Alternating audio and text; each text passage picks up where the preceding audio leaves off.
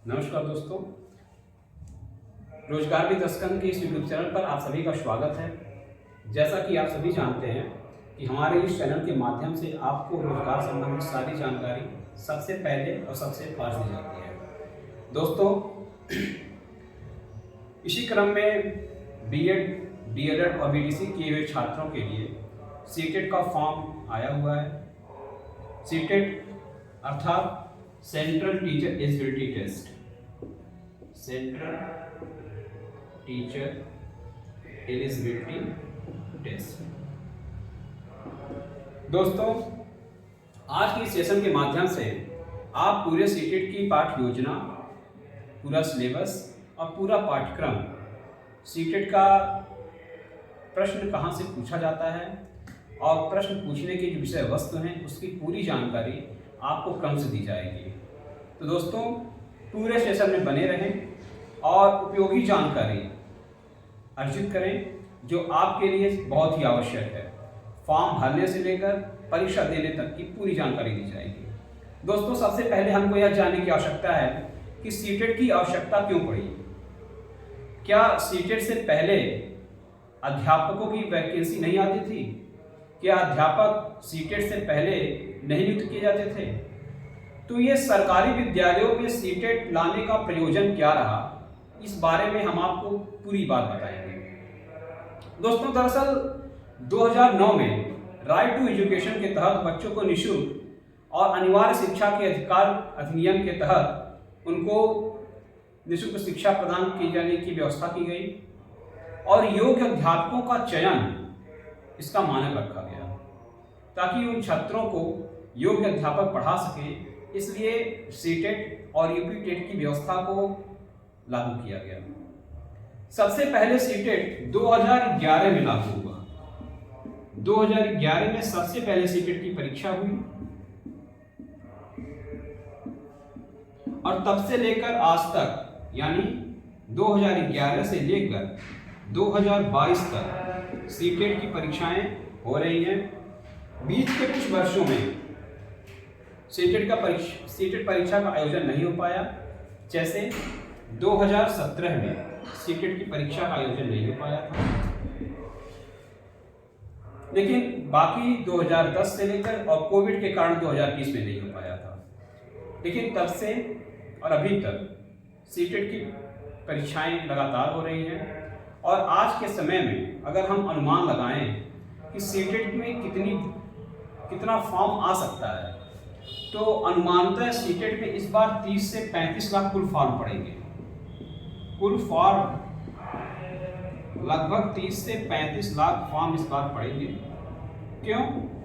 क्योंकि supreme court का यह आदेश आया हुआ है कि अब एनसीटी के द्वारा, सुप्रीम कोर्ट या हाई कोर्ट नहीं, एनसीटी के द्वारा यह बताया गया है कि अगर आपने पहली बार सीटेट में बीएड या बीटीसी के प्रथम वर्ष में एडमिशन लिया है, प्रवेश लिया है, तो आप सीटेट का फॉर्म अप्लाई कर सकते हैं। अगर आपने पहली बार बीएड या डीएलएड, हालांकि बीटीसी पहले कहा जाता था, या डीएलएड में आपने प्रवेश लिया है, तो आप इस फॉर्म को अप्लाई कर सकते हैं।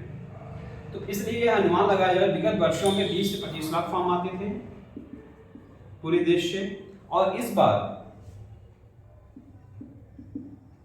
ये 2021 तक का आंकड़ा है और 2022 में 30 से 35 लाख फॉर्म आने की पूरी संभावना है।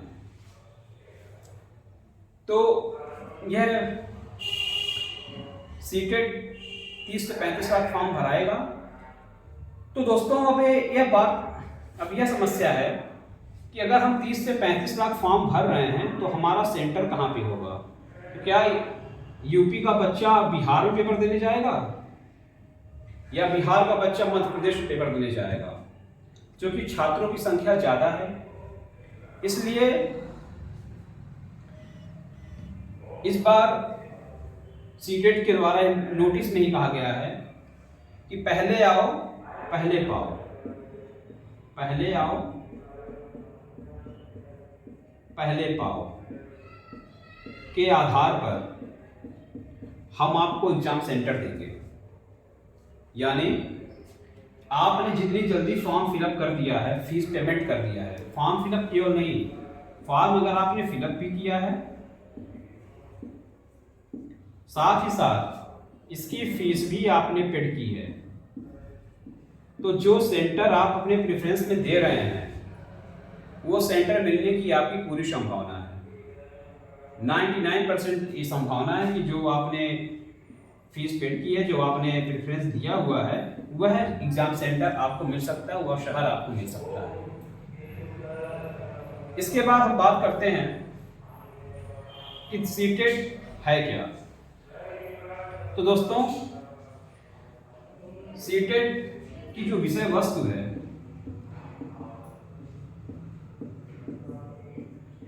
ये 5 विषयों में इसकी परीक्षा होती है। हम प्राइमरी स्तर की बात कर रहे हैं अभी। हम स्तर बता दें आपको, सीटेट प्राथमिक एवं उच्च प्राथमिक स्तर पर, यानी प्राथमिक कक्षा 1 से 5 तक और उच्च प्राथमिक कक्षा 6 से 8 तक के लिए अप्लाई किया जाता है। परीक्षा की अवधि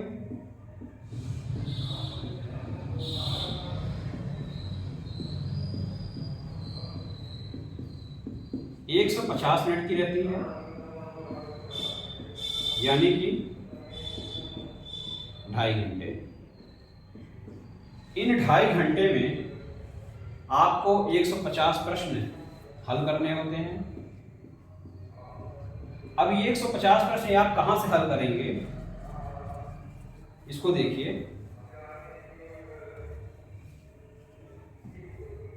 जिनको ना समझ में आए, अगर कोई बात आपको एक बार में दो नहीं समझ में आ रही है, तो आप वीडियो को एक बार बैक करके भी देखिए, आपको पूरी बात स्पष्ट रहेगी। सारी चीज़ें बहुत ही साधारण भाषा में, बहुत ही आसान तरीके से आपको समझाने का प्रयास किया जा रहा है। इसलिए बिल्कुल निश्चिंत होकर, अगर ये बात आपको एक बार में समझ में नहीं आ रही है, दूसरी बार जरूर देखें। निश्चित रूप से आपका पूरा जो भी आपके शंकाएं हैं सीटेट को लेकर, पूरी तरह से दूर हो जाएंगे। अब हम सीटेट की विषय वस्तु की बात करें। सबसे पहले हम प्राथमिक स्तर की बात करेंगे,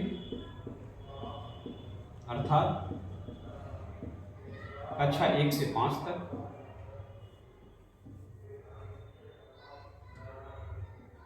कक्षा 1 से 5 तक जो शिक्षक इसे पढ़ाने के लिए अनुमन्य हैं, उनके लिए सिलेबस क्या है, उनके लिए विषय क्या होने वाली है। तो सबसे पहले बाल विकास एवं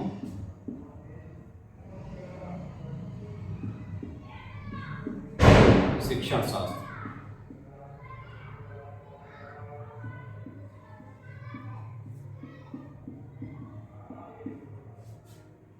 दूसरा है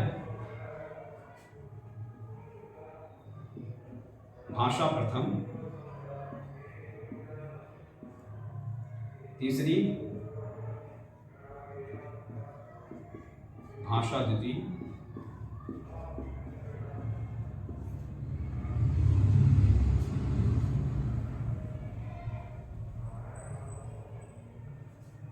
चौथा विषय आपका गणित है और 5वां विषय है पर्यावरण अध्ययन।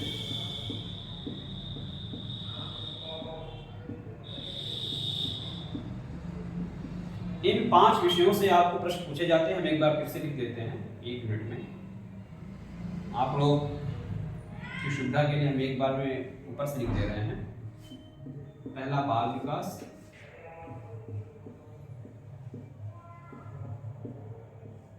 एवं शिक्षा शास्त्र।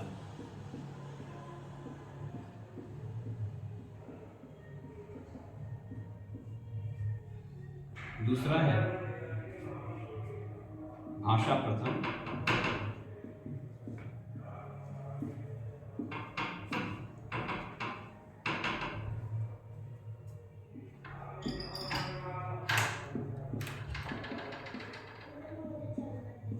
भाषा द्वितीय, चौथा है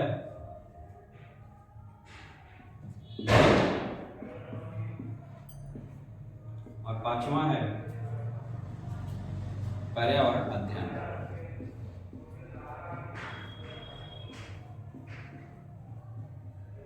दोस्तों, बाल विकास एवं शिक्षा शास्त्र से 30 प्रश्न,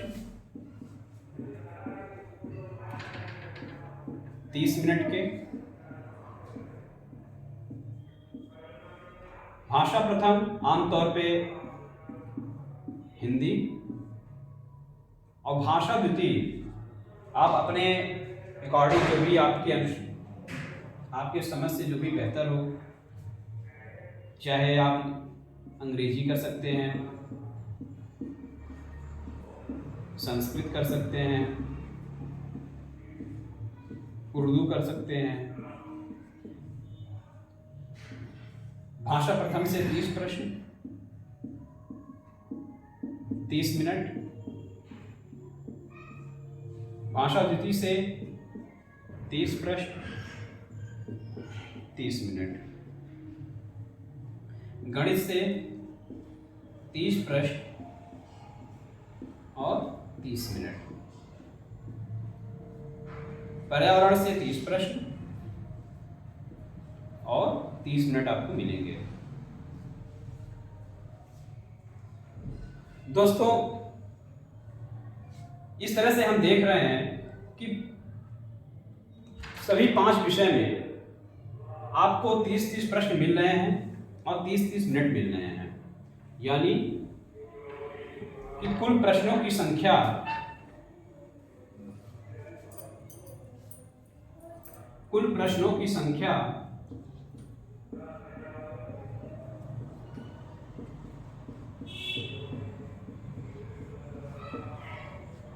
150 हुई, और इसमें जो आपको समय मिलेगा, कुल समय इनको हल करने के लिए 150 मिनट मिलेंगे, यानी 2 घंटा 30 मिनट। सीटेट की परीक्षा में यही आपका पाठ्यक्रम है। परीक्षा का ये प्रकार है कि किस तरह से आपको कहाँ से कैसे प्रश्न पूछे जाएंगे। ये आपके 5 विषय हुए: बाल विकास, शिक्षा शास्त्र, भाषा प्रथम, भाषा द्वितीय। भाषा प्रथम के रूप में आप हिंदी को कर सकते हैं, भाषा द्वितीय के रूप में आप संस्कृत, उर्दू या अंग्रेजी में से कोई एक कर सकते हैं। इसके अलावा चौथा विषय आपका गणित रहेगा और 5वां विषय पर्यावरण अध्ययन। अब आपको यह भी जानने की जरूरत है कि सीटेट परीक्षा में इसकी वैलिडिटी क्या है। सबसे पहले तो हम बात करेंगे पासिंग मार्क की।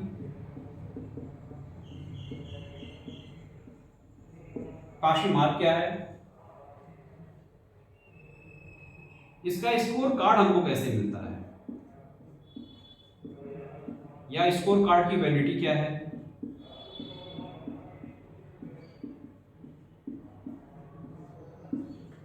इसके अलावा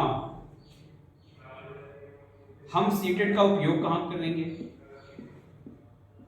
यह पूरी जानकारी आपको अगले 2 से 3 मिनट में मिलने वाली है, इसलिए सेशन में बने रहें। आपको पूरी जानकारी सीटेट के संदर्भ में इससे बेहतर कहीं नहीं मिलने वाली है।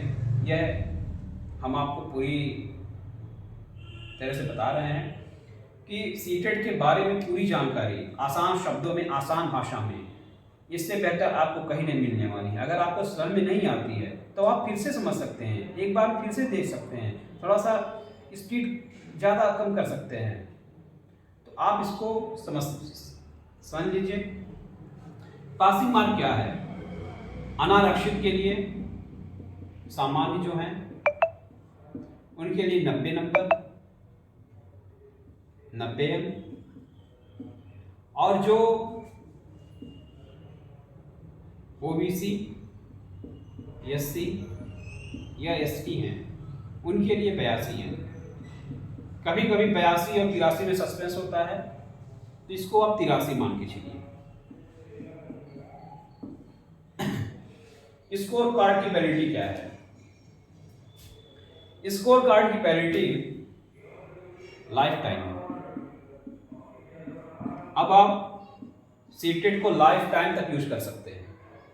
एक बार आप सीटेट पास हो जाएं तो आप लाइफ टाइम जब तक आप फॉर्म भरने के काबिल हैं। अब तो 40 साल के बाद संभवतः कहीं कहीं तो 35 भी हो गया है, किसी प्रकार की कोई वैकेंसी आपको नहीं मिलेगी। तो इसलिए सीटेट की वैलिडिटी तब तक है जब तक आप ओवर एज ना हो जाएं। ध्यान से सुनिएगा कि जब तक आप ओवर एज ना हो जाएं तब तक सीटेट की वैलिडिटी आपके लिए है। सर्टिफिकेट की वैलिडिटी तब तक है जब तक आप किसी भी शिक्षा भर्ती की परीक्षा के लिए ओवर एज ना हो जाएं। उपयोग इसका कहाँ कहाँ कर सकते हैं? हमने पिछले वीडियो में बताया है कि केंद्र सरकार के द्वारा आने वाली वैकेंसीज जैसे केवीएस, एनवीएस, कभी कभी आर्मी पब्लिक स्कूल्स में आती है। इसके अलावा DSSB, इसमें बहुत हार्ड बना हुआ है, यहाँ पर आप सीटेट सर्टिफिकेट का यूज कर सकते हैं। दोस्तों, पूरी जानकारी हमको ये आशा है कि आपको पूरी तरह से समझ में आ रहा होगा। अब इसकी तैयारी कैसे करें? सीटेट की तैयारी के लिए क्या करना होगा?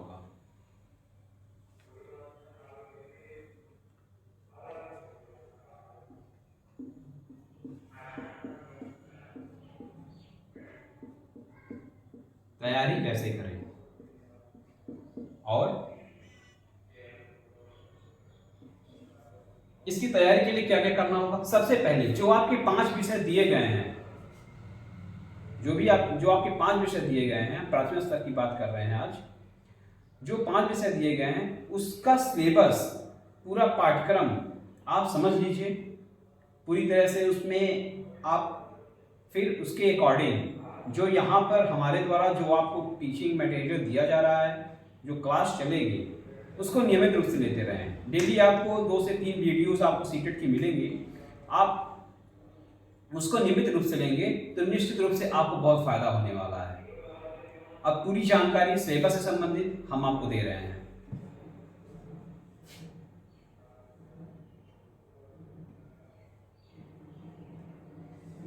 दोस्तों, बाल विकास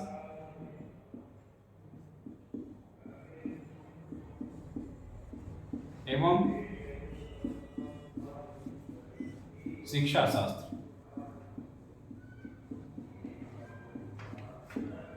बाल विकास एवं शिक्षा शास्त्र में आपको सबसे पहले अध्यापन संबंधित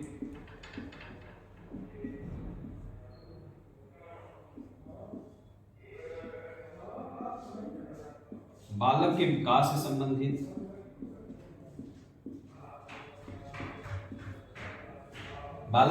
से संबंधित मनोवैज्ञानिकों के जो कथन है, मनोवैज्ञानिकों के द्वारा, शिक्षा मनोवैज्ञानिकों के द्वारा जो आपको सिद्धांत बताए गए हैं उसको पढ़ने की आवश्यकता होगी। अधिगम एवं अध्यापन, ये पूरी चीजें आपको बाल विकास एवं शिक्षा शास्त्र में 3 खंडों में पढ़ने की आवश्यकता है, जो आपको ये 30 में से गारंटी के साथ 25 नंबर दिलवाने का काम करेंगे। 30 में से 25 अंक आप यह 3 टॉपिक पढ़कर प्राप्त कर सकते हैं। दोस्तों, इसी तरह भाषा प्रथम, भाषा द्वितीय एवं अन्य सिलेबस, अन्य जो गणित और पर्यावरण अध्ययन में जो भी पाठ्य सामग्री है, अगली वीडियो में आपको उसका पूरी जानकारी दी जाएगी। आशा है कि आपको हमारे द्वारा दी गई पूरी जानकारी स्पष्ट हुई होगी और समझ में आई होगी। दोस्तों, हम उम्मीद करते हैं कि आप हमारे साथ बने रहेंगे और आने वाली वीडियोस को देखने के लिए, स्पष्ट जानकारी के लिए चैनल को लाइक कर लीजिए, सब्सक्राइब कर लीजिए। बहुत बहुत धन्यवाद। नमस्कार।